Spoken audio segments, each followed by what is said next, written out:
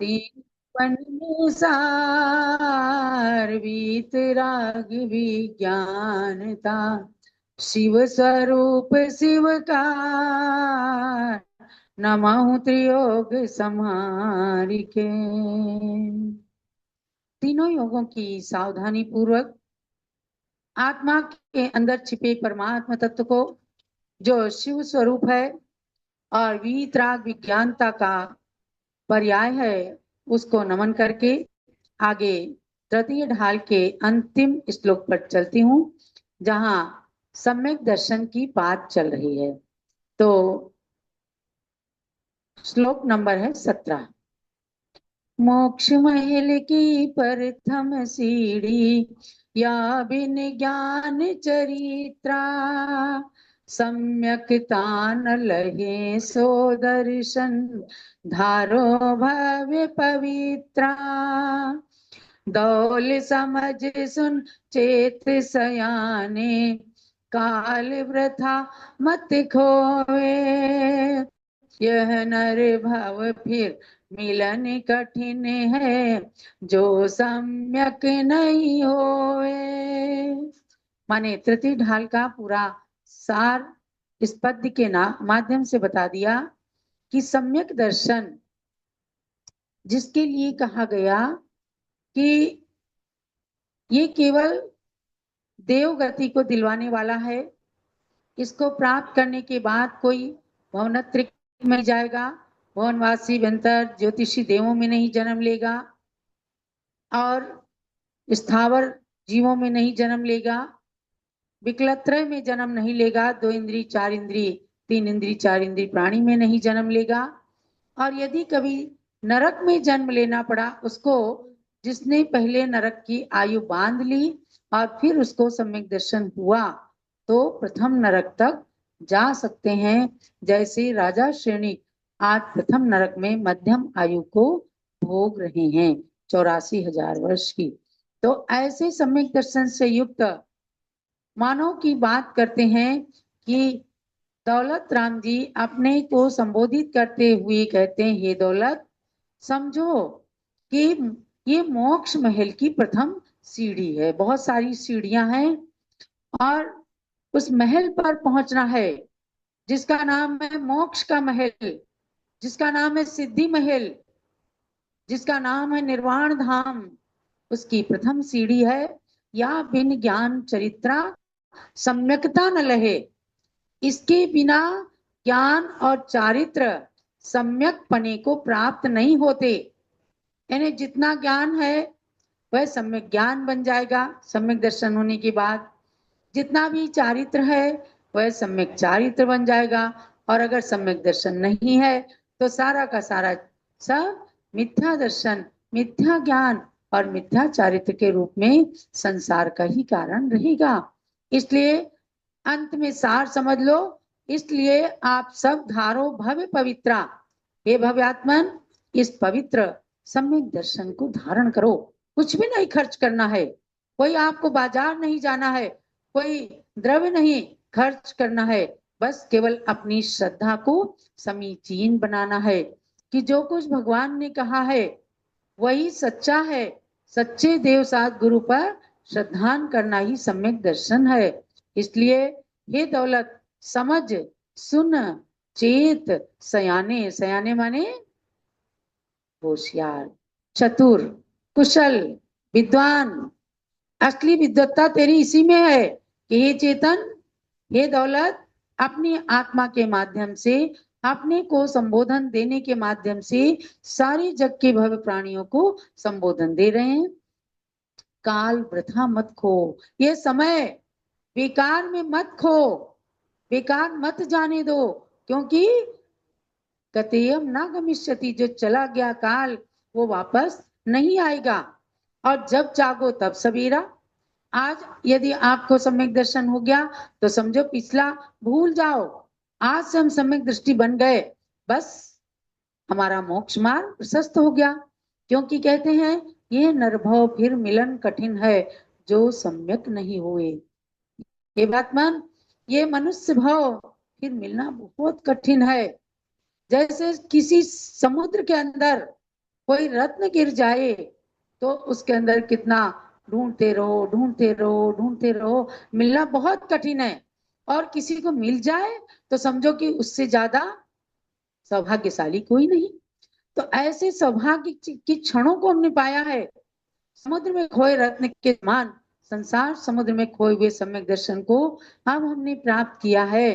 तो आगे नरभव मिलेगा कि नहीं मिलेगा, बहुत कठिन है। यदि सम्यक दर्शन नहीं हुआ, हमारे विचार सही नहीं हुए, हमारी दृष्टि अच्छी नहीं बनी, सम्यक दृष्टि हम नहीं बन पाए, तो पता नहीं कब मनुष्य की पर्याय मिलेगी।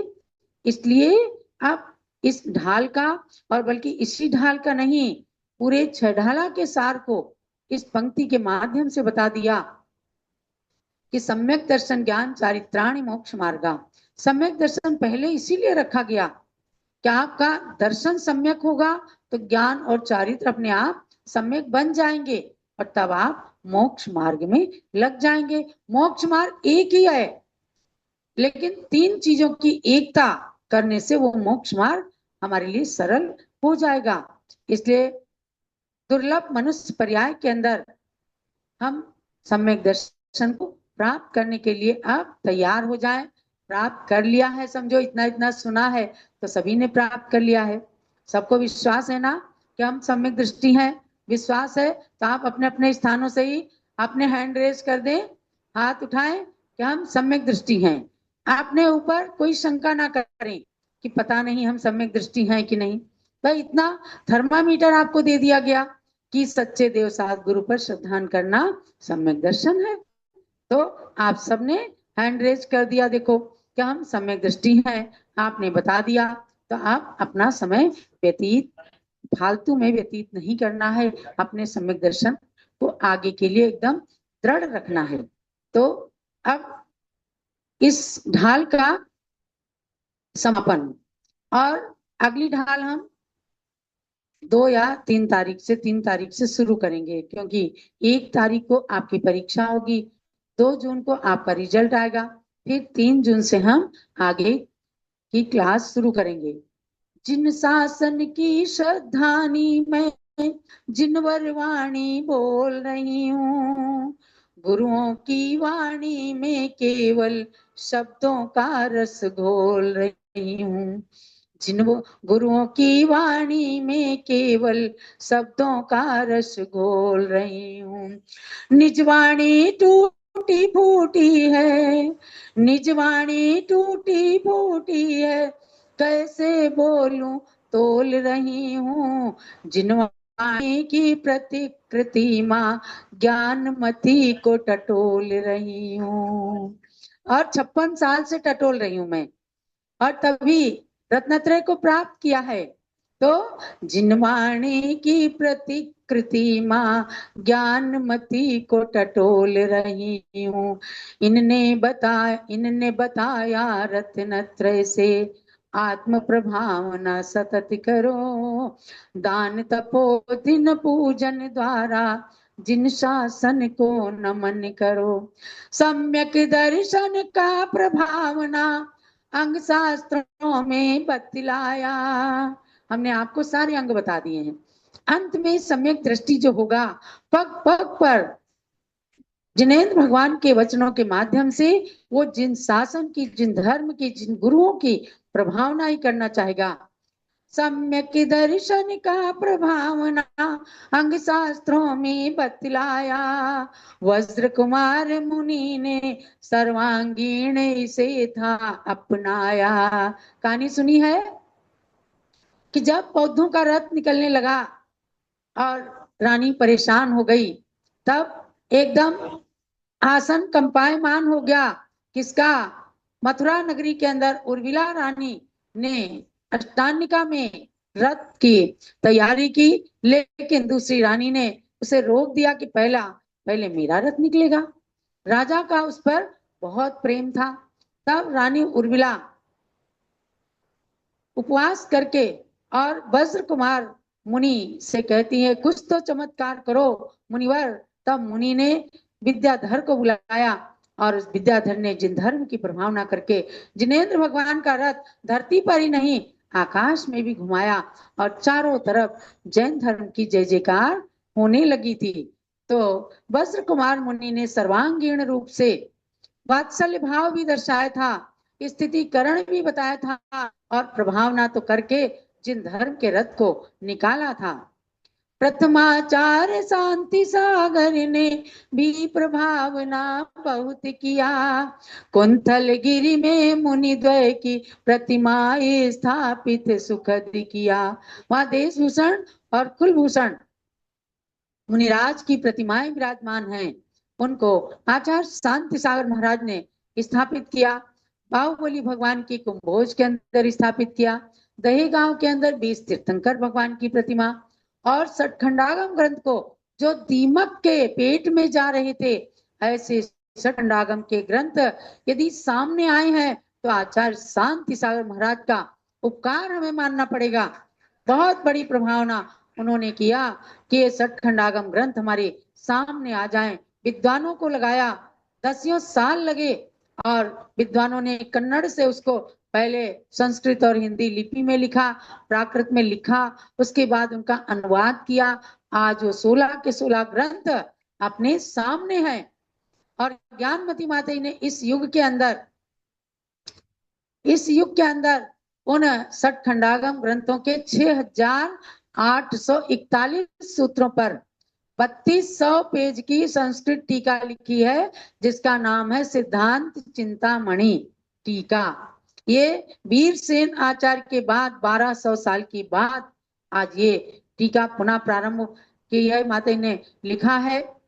उसका हिंदी अनुवाद सहित भी 13 पुस्तकें सामने आ गई हैं हिंदी सहित, और 14वीं पुस्तक पर कार्य चल रहा है। तो आचार्य शांति सागर महाराज, ज्ञानमती माता जी, इन लोगों ने देवसाज गुरु के द्वारा खूब प्रभावना की है। प्रथमाचार्य शांति सागर ने भी प्रभावना बहुत किया, कुंथल गिरि में मुनि द्वय की प्रतिमाएं स्थापित सुखद किया। देव शास्त्र गुरु तीनों का कर सृजन सदा उपदेश दिया, अपने अंतिम उपदेशों में संयम पालन का संदेश दिया। अंतिम उपदेशों में संयम पालन का उपदेश दिया। क्या कहा था? बाबा नो संयम धारण करा, भीव नका, डरो मत, संयम धारण करो, ऐसा कहा था आचार्य महाराज ने। 36 दिन की संलेखना में आवाज बिल्कुल डाउन हो गई थी, तो भी संबोधन देते हुए कहा था संयम धारण करो। चौतरफा फैले मिथ्यात्व के अंधकार को दूर किया, जनता को सम्यक क्रिया सिखला तम को चकचूर किया। तभी गुरुणाम गुरु बनकर जग को सच्चा उपहार दिया, ज्ञानमती माता ने वही स्मरण सदा उपकार किया। ये प्रभावना अंग सम्यक का जीवन में अपनाना है, हमें चंदनामती विश्व में जैन धर्म पहुंचाना है। हम सबको मिल करके विश्व में जैन धर्म पहुंचाना है। शेर गाय जहाँ एक साथ आ मैत्री भाव दिखाते हैं, ऐसे सर्वोदय जैन शासन के गीत हम गाते हैं। ऐसे सर्वोदय शासन के गीत सदा हम गाते हैं, गीत सदा हम गाते हैं। ऐसे सर्वोदय शासन की प्रभावना कीजिए, खूब अपना ज्ञान वृद्धिंगत करिए।